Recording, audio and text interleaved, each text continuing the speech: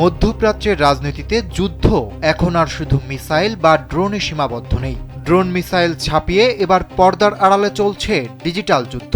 ইরানে চলমান অস্থিরতা আরও ঘনীভূত করতে এবং নির্বাসিত যুবরাজ রেজা পাহলভিকে পুনরায় ক্ষমতার কেন্দ্রে ফেরানোর উদ্দেশ্যে একটি বিশাল ও সংগঠিত ডিজিটাল প্রোপাগান্ডা নেটওয়ার্ক পরিচালনা করছে ইসরায়েল।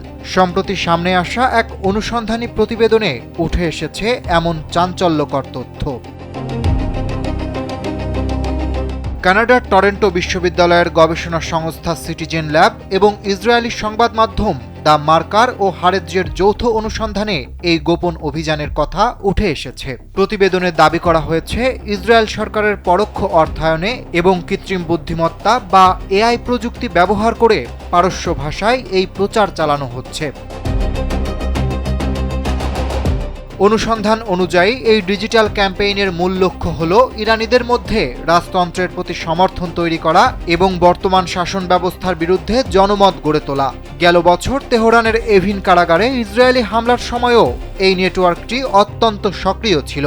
হামলার খবর ইরানি গণমাধ্যমে আসার আগেই ভুয়া সোশ্যাল মিডিয়া অ্যাকাউন্ট বা অ্যাভাটার ব্যবহার করে বিস্ফোরণের খবর এবং ডিপফেক ভিডিও ছড়িয়ে দেওয়া হয়। এমনকি সাধারণ মানুষকে ব্যাংক লুট বা জেল ভেঙে বন্দীদের মুক্ত করার মতো উস্কানিমূলক পরামর্শও দেওয়া হয়েছে এই নেটওয়ার্ক থেকে। 2023 সালে রেজা পাহলভির ইসরায়েল সফর এই প্রচারে নতুন মাত্রা যোগ করে।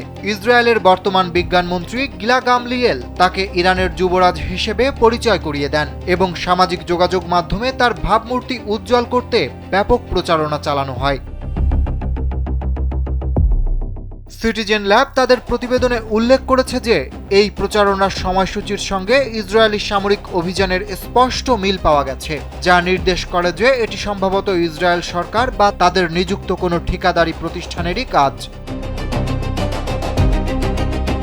অরিত্র বাসু, কালবেলা।